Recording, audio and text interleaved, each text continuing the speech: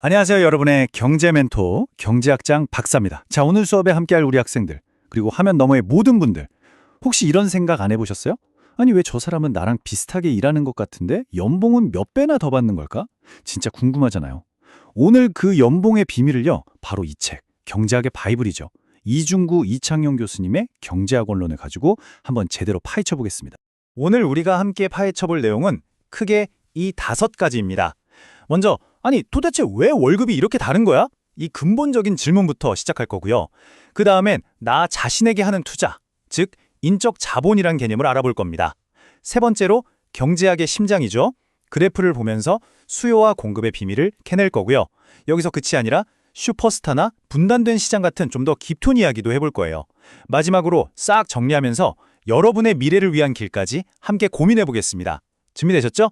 자, 그럼 출발합니다. 자, 그럼 첫 번째 순서입니다. 바로 핵심 질문.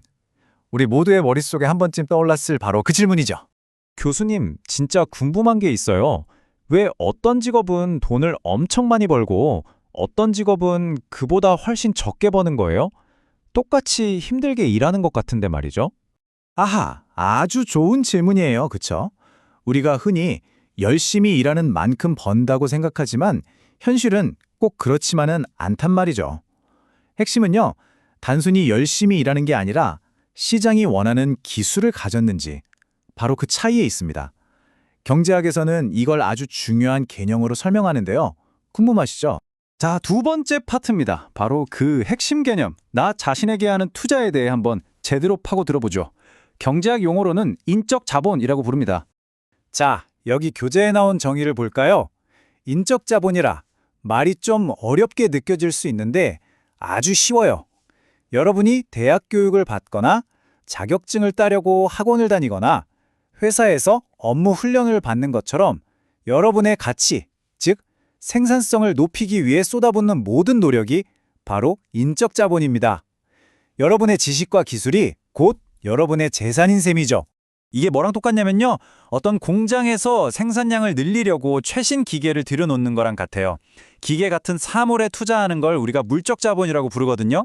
그거랑 똑같이 여러분이 더 나은 미래를 위해 학위나 자격증을 따는 데 시간과 돈을 쓰는 게 바로 자기 자신에게, 즉 인적 자본에 투자하는 겁니다. 목적은 똑같아요. 바로 생산성 향상. 그런데 여러분, 세상에 공짜는 없죠. 이 인적 자본 투자도 마찬가지예요. 그냥 얻어지는 게 아닙니다.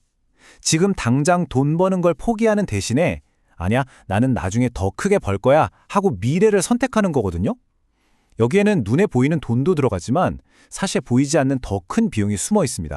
교수님, 그 비용이라는 게 구체적으로 뭔가요? 그냥 등록금 같은 거 아닌가요? 오, 좋은 지적이에요. 물론 등록금, 책값처럼 당장 내 주머니에서 나가는 직접 비용도 있죠.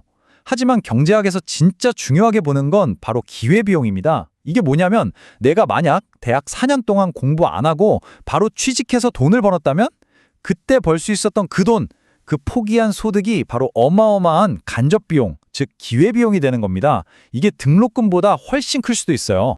자, 좋습니다.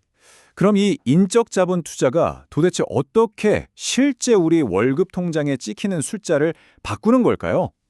이제 경제학의 가장 강력한 무기, 수요와 공급 그래프를 가지고 그 비밀의 문을 한번 열어보겠습니다. 자, 화면에 그래프 2개가 보이죠? 우리 교재에 아주 잘 나와 있는 그림인데요. 왼쪽은 의사, 변호사처럼 오랜 시간 인적 자본 투자가 필요한 숙련 노동시장이고요. 오른쪽은 특별한 기술 없이도 할 수 있는 일을 다루는 미숙련 노동시장입니다. 딱 봐도 그래프 모양이 뭔가 다르죠? 왼쪽, 숙련 노동시장부터 한번 뜯어보죠. 의사 한 명을 키워내려면 얼마나 오랜 시간과 노력이 드나요? 즉, 인적 자본 투자가 어마어마하게 들어가죠. 그러니까 당연히 시장에 나올 수 있는 의사의 수, 즉 공급은 적을 수밖에 없어요. 근데 기업이나 병원에서는 이런 고급 인력을 서로 데려가려고 하니까 어때요? 수요는 엄청나게 높죠. 그럼 오른쪽 미숙련 노동시장은 어떨까요? 상황이 완전히 반대입니다. 특별한 기술이나 교육이 필요 없으니까 저 일할래요 하는 사람, 즉 공급은 쫙 널려 있죠. 근데 그에 비해 기업의 수요는 상대적으로 한정되어 있고요. 자, 여기서 이제 가장 중요한 포인트가 나옵니다. 모든 시장에서 가격은 수요와 공급이 만나는 점에서 결정돼요. 노동시장에서의 가격이 바로 뭐죠? 맞습니다. 임금이죠. 보세요. 두 그래프에서 수요 곡선과 공급 곡선이 만나는 지점, 즉 균형점이 완전히 다른 높이에 찍혀 있는 게 보이시죠? 이게 바로 결론입니다. 공급은 귀하고 수요는 높은 숙련 노동시장의 임금, 저기 WS라고 표시된 점이 공급은 넘쳐나고 수요는 그저 그런 미숙련 노동시장의 임금, WU*보다 훨씬 높을 수밖에 없는 거예요. 이게 바로 우리가 궁금해했던 임금 격차의 가장 핵심적인 경제 원리입니다. 생각보다 간단하죠? 자, 그런데 교수님, 수요 공급만으로는 설명이 안 되는 엄청난 연봉 차이도 있잖아요. 맞습니다. 아주 날카로운 지적이에요. 그래서 경제학자들이 몇 가지 보충 이론을 더 만들었습니다. 기본기를 넘어서 좀 더 심화학습으로 들어가 보죠. 아니, 리오넬 메시 같은 선수는 왜 그렇게 말도 안 되는 돈을 벌까요? 이건 바로 슈퍼스타의 경제학으로 설명할 수 있어요. 옛날에는 최고의 가수가 노래해도 그 동네 사람밖에 못 들었지만 지금은 어때요? 유튜브, TV로 전 세계 수십억 명이 동시에 볼 수 있죠. 기술 덕분에 최고의 한 명이 시장 전체를 독식할 수 있게 된 거예요.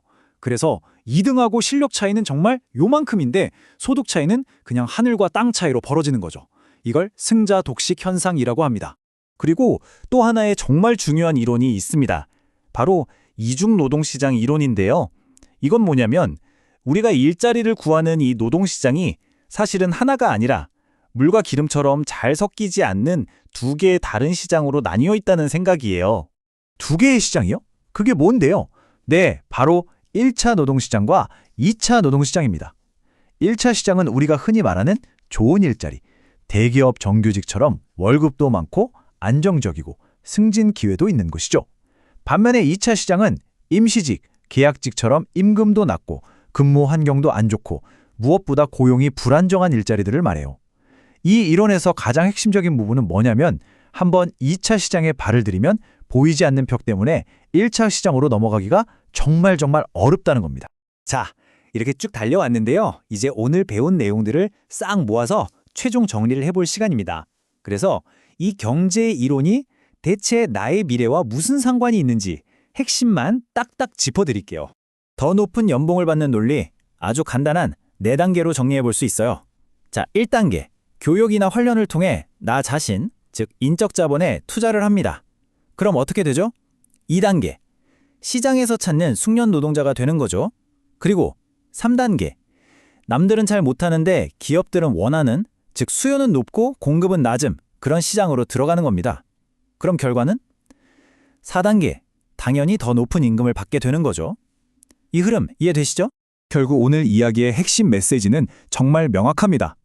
여러분의 소득 잠재력을 높이는 가장 확실하고 직접적인 길은 다른 게 아니라 바로 여러분 자신의 기술과 능력에, 즉 인적 자본에 꾸준히 투자하는 거라는 사실입니다. 자, 오늘 설명은 여기까지입니다. 마지막으로 여러분 스스로에게 던져볼 질문 하나를 남겨드릴게요.